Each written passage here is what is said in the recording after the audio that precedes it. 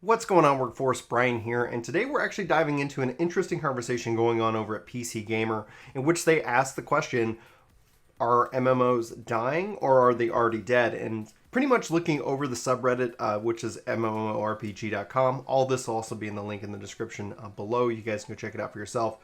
Really kind of asking this question. Now, I want to kind of jump in right away with my opinion. I think MMOs are far from dying, especially if you look at just the strength of 14 Shadowbringers being the number one pretty much game this year, let alone the number one expansion for an MMO rated by pretty much everybody. The praise is phenomenal, and it is truly an incredible game. Obviously, I have a bias because I really love this game. I've been playing it for a long time.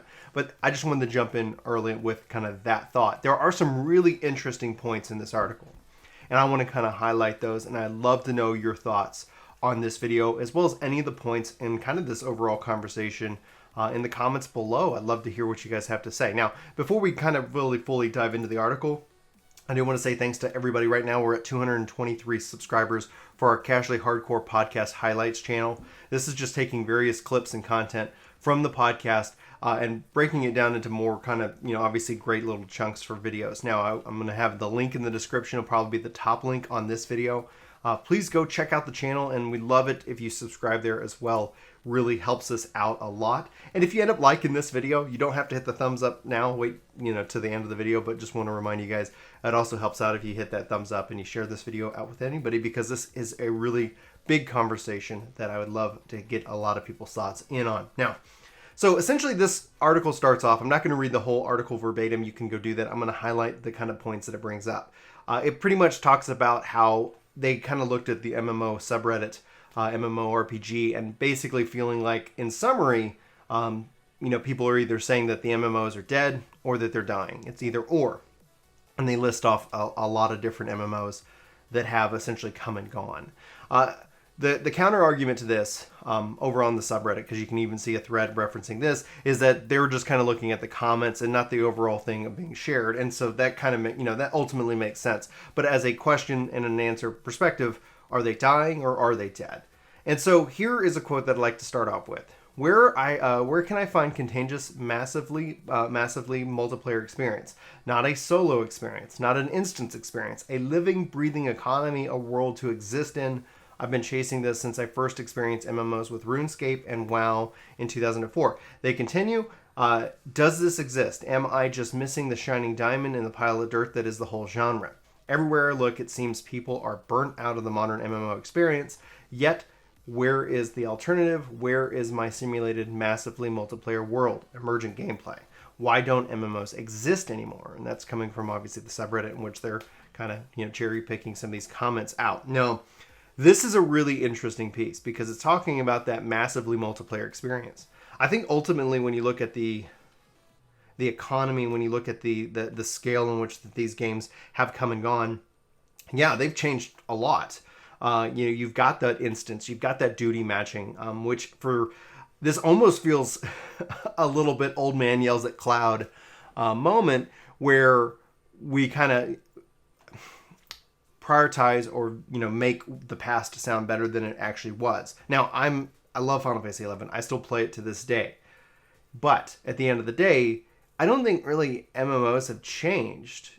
I mean, they have, but like at its core, I think we have. I think the market has. I think the market essentially is what dictates what gets made and what doesn't. And obviously, when they talk about RuneScape and WoW back in 2004, well, the good news for WoW is they have WoW Classic coming back, and it's going to be interesting to see if that game can exist today, if people are willing to play and sub to it today, if people are willing to relive that experience today. I hope they do. I really hope they do, because I hope it really kind of sends that message. Because MMOs have gotten more, accessible. And that's not a bad thing, but it's got to come in degrees, right? I've kind of railed against like the matchmaking. I use matchmaking. It's a great tool, but it's obviously one of the things that people then want, that customization. They want that living, breathing world. I love open world content, and at the end of the day, like, I would totally be the guy who never did it because there was because if it took too long to go do. There's also more RPGs and more games that are competing for everybody's attention. Enter the arena like Fortnite. The other side of this is that MMOs were just this thing that could never have been done before.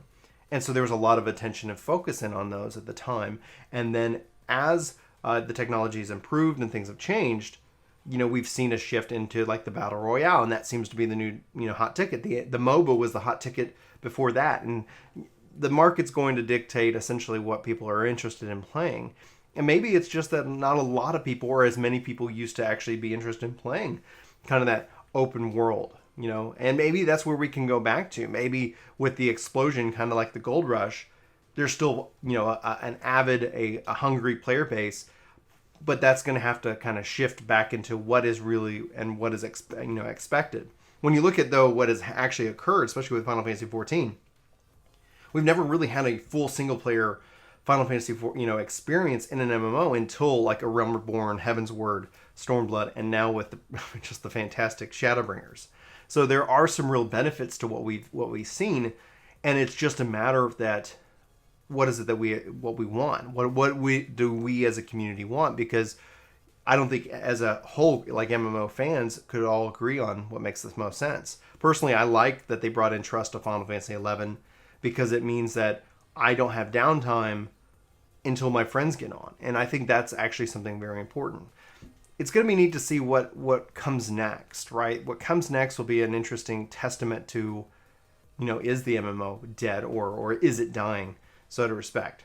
So the article goes on, and and it really starts talking about like all the ones that have kind of come and gone. And so it says, why is it that the modern MMO just aren't the same, man? Here's the general theory on MMORPG, subreddit. Early MMOs embrace some of the more traditional trappings of role-playing games that have slowly atrophied away as the genre has gone into decline. Like in EverQuest, for instance, solo content was almost entirely untenable. If you were playing as a spellcaster, you needed to have a tank in your party to grind XP out. Even the simplest of mobs. Ultima Online was equipped with full, loot PvP, which meant that other players could rob you and make it on the road. Even in World of Warcraft, which at launch has derided by grognards for not being hardcore enough, sprinkled in a ton of flavor-rich flourishes. Like how warlocks could summon a Doom Guard at the cost of one player's life. Now, Alex goes in and explains this, is that everything feels too streamlined and similar to each other. You don't work for the game, so to speak. You do everything alone now until endgame. You fast travel everywhere now. You follow a quest marker to your destination. Some games will even let you autopath to your destination now, he says. I think that diminishes the sense of accomplishment when you actually get something done. All right, so let's talk about that. So you actually diminish the sense of accomplishment. It's going to depend 100% if that means anything to you. Like if just focusing on the 14 community here, a lot of people will say, like, if you don't do Savage Raid, then you're not really doing it right. And I disagree with that statement. However, I'm glad Savage exists, and Savage has that level of challenge and accomplishment. It is tilted towards the end game. I guess it really just depends on what kind of game that you want to play. And I think with 14, yeah, it is streamlined. You got the trust system, you got all of that. You're literally just playing. You can play the whole, story of it in and of itself solo, and that's not a bad thing. I think almost really what this is an article about. It's an article about the downsides of the theme park MMO as opposed to the sandbox MMO. I would personally love to see something along the lines of kind of a sand park, in which that it kind of takes the best things out of the theme park and the best things out of the sandbox and kind of brings them together. If you guys aren't aware what a sandbox kind of style is, it gives the player a lot of tools to go and play and create kind of their own experience. I do like grinding on enemies in the open world. I don't know if everybody's going to be that same way. I do like that it is great to team up with people for certain things. But there is a downside to that, and we see that within the game. Like, if it becomes too inaccessible, people aren't going to play it anyway. And maybe that's what we need. Maybe the genre just needs to kind of go back down to kind of a normal size. And then the question is that what prevails, right? I don't know, like things can come and things can go around, but they aren't wrong in the sense of accomplishment, in that sense of grind and in that sense of struggle. But I would question how many people would be willing to put that time in today, when I do hear that, especially with people who have jobs and have families and other things going on in their lives, that does that prevent them from playing other games, and is that healthy overall for the industry? I think that, like I said, again, that the theme, the sand theme park or the sand park, would be my preference about how the industry would evolve the genre. But that's not to say that that's everybody's take. And again, like, I'd like to know your thoughts below as well. And so then the article goes on. Another frequent MMO contributor goes by Fashion Light, makes this case more brutally. In the end, the genre has been gutted of everything that's made it great in the first place. We've gone from a living, breathing world filled with danger and mystery to a paint-by-the-numbers, on-rails, and incredibly bland quest paths. There is no surprises in modern MMORPGs, no consequences. You simply lock your brain into a route and turn on Netflix. And so, with all due respect, like, I turned on Netflix back in the day as well. Like, once that became an option, otherwise you would have like a video playing. Like, sometimes the grind was real that you would multitask in some other way, and without voice chat it actually was a little bit easier because you could always kind of text chat and kind of be paying attention to that. Voice chat kind of changes that. The style in which that people play the game changes that. I would love to see more of a challenge, and honestly my theory for it all has been, I would love to see, just as a test, like with 14, for example, if they made that kind of server where literally on a data center, you had some kind of insane hardcore server where it brought back all of these challenges, where just going from place to place was dangerous and scary at level 1, at level 10, maybe like level 10 and beyond. And it just became this really insane struggle with level down and all that. I would love to see that experiment, to see how many people actually do that, who would actually do that and stick with it. And I think essentially what they're kind of hitting at here is a really interesting kind of, in my mind, a philosophy, is that when you put in that grind, you're more invested. Yes, you do get that feeling of accomplishment for your everyday thing, and there is a sense of pride, and it does kind of endear you to the game because you're like, man, that was a tough experience, but I did it. It wasn't easy. It wasn't paint by the numbers. It wasn't on rails. It required me to think and to communicate, and that's not a bad thing. It's just that if we want to see, like, the businesses want the same numbers that they've been getting, I'm not advocating it. I'm not saying that he's wrong, because I totally understand the emotion behind it.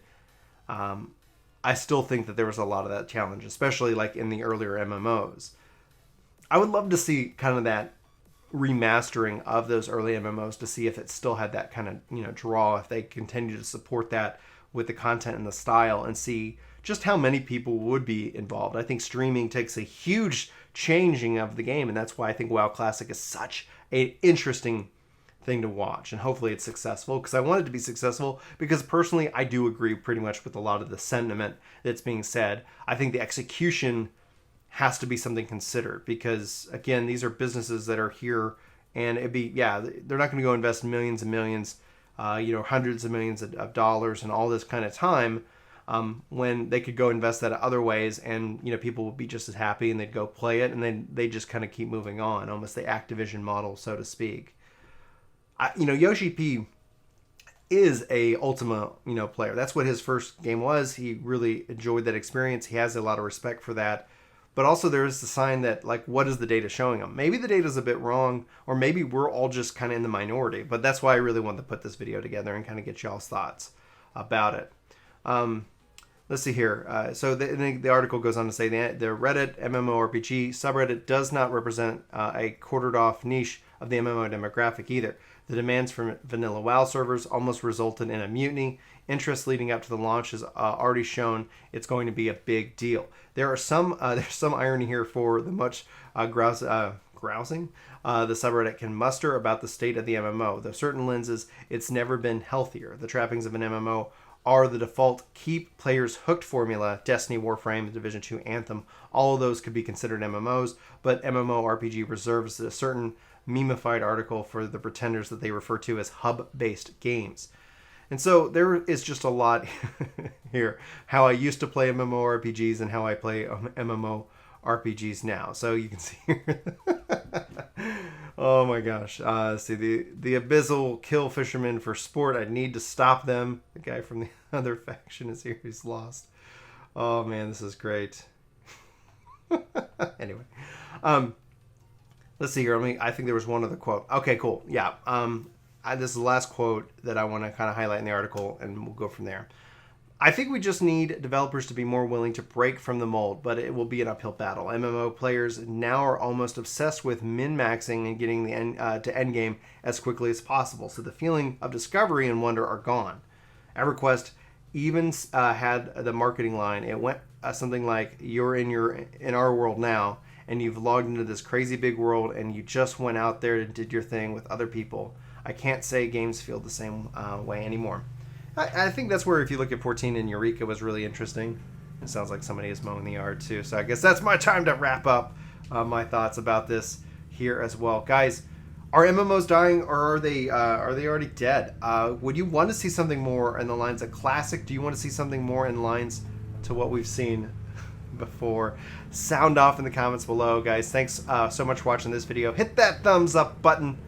And yeah, share the video out with everybody. Yeah, that's the fun of working from home. All right, again, be sure to check out our Casually Hardcore Podcast Highlights channel. Again, link will be in the description. Sound off each and every way, and the article for this will be in the description. I look forward to hearing from you. I look forward to having the conversation. But for Work to Game, my name's Brian. Thanks so much for watching this video. I hope you have a fantastic day. Take care. Whoa, you guys are the best. Jorge, Kyle, Philip, 31 Edwards, Rock Druid, Corey Longwit, Aaron, Axis, Hambone, Lady Wild Plays, CN Navs, This Is Going Too Fast, Christopher, Phil, Shun, Dragons, Soul, Keen, Knights, Assassin, Carlos, Sherry, Robert, Leyland, Davon, Tim, Jojo World, Terrace, Sora, Scrub Lord, Trevor, Mill, Almond, 70s, Kimber, Tyler, oh my god, I'm so sorry, Cody, Legend, Carlos, Endless, Jonathan, Jade, Sai, Derek, Brandon, Aaron, Riku, Daryl, Chemistro, Lauren, The Wolf, the Gar, Kelly, Anthony, Solid, John, Huskree, oh my god, everybody, Dark Later, Christopher, Vestments, John, Nopi, Brian, Tom, Dylan, Silent, whew, I missed your names. I'm sorry. I love you all. Oh my gosh, that was tough.